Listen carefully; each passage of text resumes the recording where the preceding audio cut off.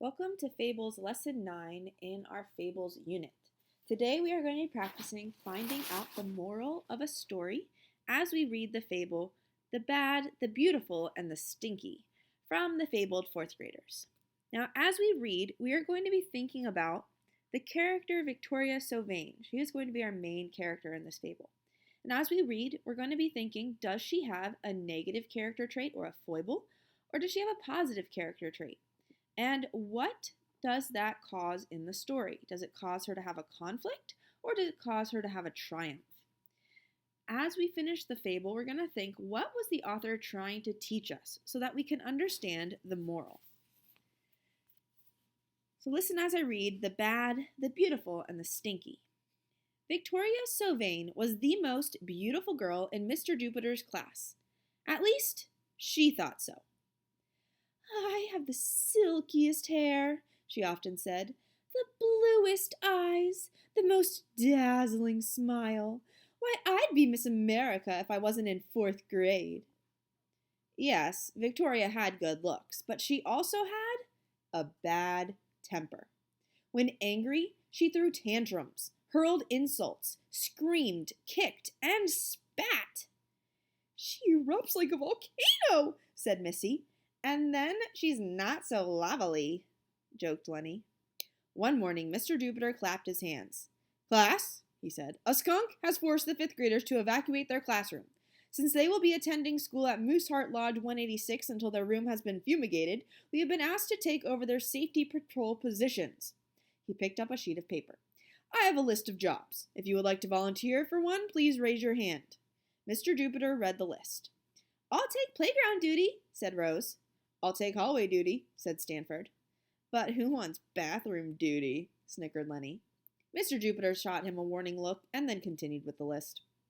Soon everyone but Victoria had volunteered for a job. "Well, what would you like to do, Victoria?" asked Mr. Jupiter. "Would you like to be a crossing guard? You could stop traffic." "I certainly could," Victoria replied, "but the wind would muss my hair." She flipped a carefully curled lock over her shoulder. "Then perhaps you would like to help in the lunchroom?" suggested Mr. Jupiter. "That's an inside job." Victoria cringed. "And scrape trays? I'd ruin my manicure."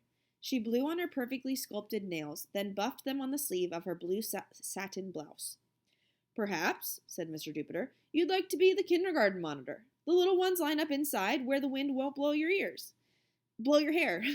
And since there aren't any lunch trays to scrape, your nails will remain impeccable. What do you say?" "Will I get to wear one of those orange safety patrol vests?" she asked. "Orange sets off the highlights in my hair." Mr. Jupiter thought a moment. "Those vests are usually reserved for the crossing guards, but I suppose we can arrange something." "Then I'll do it," said Victoria. By the end of her first week, Victoria knew kindergarten patrol had been the right choice. Not only were the kindergartners easy to boss around, but they showered her with tokens of their affection: animal crackers, crayon drawings, fistfuls of dandelions. And even better, they complimented her all the time. "I like your skirt," one of them would say with a shy smile, or "I think you're nice," or, best of all, "You're so pretty." Then Victoria would bend down so the adoring tot could give her a hug, a quick one that wouldn't wrinkle her outfit, of course. "Kindergarteners," Victoria told Bernadette, "are very honest." One day, Victoria hurried to kindergarten patrol. She was wearing a pair of sparkly new unicorn earrings that complemented her creamy complexion and brightened her eyes. But when she leaned down so the little ones could get a better look, Mikey pinched his nose. "Eck!" he squealed. "Your breath is stinky! Stinky like my dog Mose. He licks his butt." "Butt breath," giggled Emily, who was in line behind him. "Victoria's got butt breath." "Butt breath," the other kindergartners repeated like parrots. "Butt breath, butt breath." Victoria felt herself steaming. "Butt breath," boiling. "Butt breath." The bell rang. Victoria stormed down the hall and into the school office. "Is my breath bad?" she demanded. She huffed a big puff at Mrs. Struggles. The principal staggered backwards, knocking into a parrot volunteer carrying a tray of cupcakes. Chocolate sprinkles flew everywhere. "Your breath is so bad it deserves 5 days detention," gasped Mrs. Struggles. Victoria clenched her fists. No, it's not! It's not! She yelled. She raged into the nurse's office. Is my breath bad? She demanded. She huffed a big huff at Nurse Betadine. Nurse Betadine squashed a surgical mask over her nose. That is sick, she gagged. You should go home for the day. Let me call your mother. Victoria raised her fists above her head. Why won't anyone tell me the truth? She shrieked. She roared into the library. Is my breath bad? She demanded. She huffed a big puff at Miss Turner.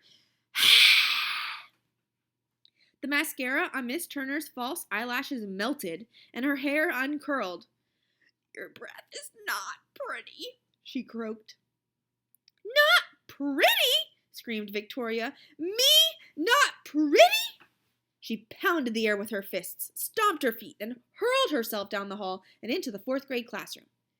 She's blown her top! Shouted Amisha as Victoria banged doors and kicked over chairs. Victoria, Mr. Jupiter said firmly, stop this behavior at once.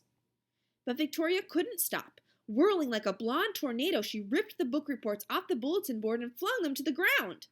Calvin began chewing the eraser off his pencil. Lil began reciting a poem about death, and Ham ducked behind the desks and tried to crawl away. Like a snake, Victoria whipped around. She grabbed him by his collar.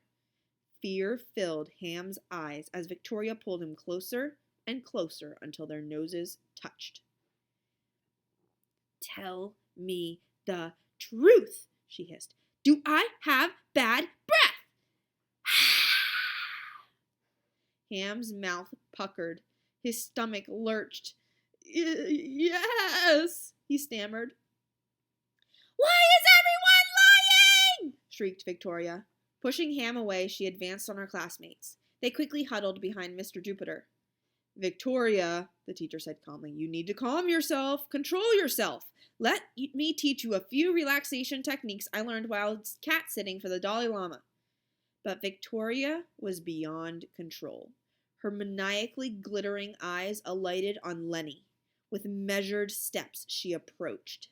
Lenny gulped. Ooh. If there was ever a time for quick thinking, this was it. She stepped in front of him. You tell me, she snarled. Lenny looked frantically around. What could he do? He had to save himself before her bad breath knocked him unconscious. His survival instinct kicked in, and Lenny gave a dry little cough and dramatically cleared his throat. Gee, Victoria, he said in a fake, croaking voice. I've got such a bad cold I can't smell a thing. The others pretended to sneeze, wheeze, and sniffle, too. It looks like we've all caught a cold, announced Stanford. Victoria's eyes narrowed. But before she could erupt again, Mr. Jupiter said, That's not a problem. It just so happens I know the cure for the common cold. An ancient shaman told me it while we were rafting up the Ganges River. Can you guess what it is? The children shook their heads. Spearmint, cried Mr. Jupiter. He flipped open a tin of breath mints. Ooh, squealed Ham. Goody! He pushed his way toward the teacher, but Mr. Jupiter stopped him. No. I think Victoria should have the first mint. After all, we don't want her to catch a cold like the rest of us. He turned to the still glowering Victoria. Have one, he urged. On second thought, have two. So, in this fable, we came across a main character, Victoria Sylvain, and she had really bad, stinky breath. But she didn't believe everyone because she thought that she was perfect.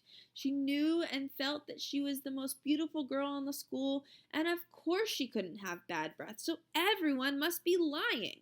And so in this fable, Victoria had a foible because she was very vain, which means that she felt very highly of herself, and she believed that she was perfect. She didn't believe that she could have something that was wrong with her, something like stinky breath.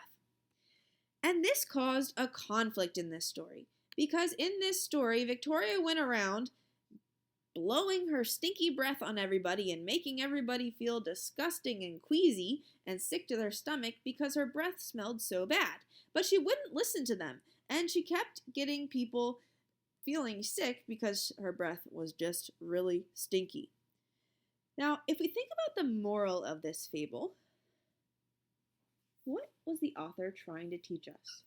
Well, the author was trying to teach us a few things. First of all, one of the morals of this story is that we should not think that we are perfect. Victoria is a pretty girl. She does have nice hair and she does dress nicely, but that doesn't mean that she can't have something wrong with her, like having something like stinky breath. So the first thing the author was trying to teach us was we should not be vain and think that we're perfect. We should listen to others in case they're telling us something that we should learn from. The second moral of the story is that in times of need, clever thinking can help us out. In this fable, at the end of the story, Lenny cleverly thought, how can I pretend like I can't smell her stinky breath? And he thought, oh, if I say I have a cold, that means that my nose is stuffy and I won't be able to smell it. Then Mr. Jupiter also had quick thinking, and he thought, oh, I know that I could tell Victoria that the cure for the cold is by taking a breath mint, and that will solve her stinky breath and make her stop breathing on everybody and making us all feel sick.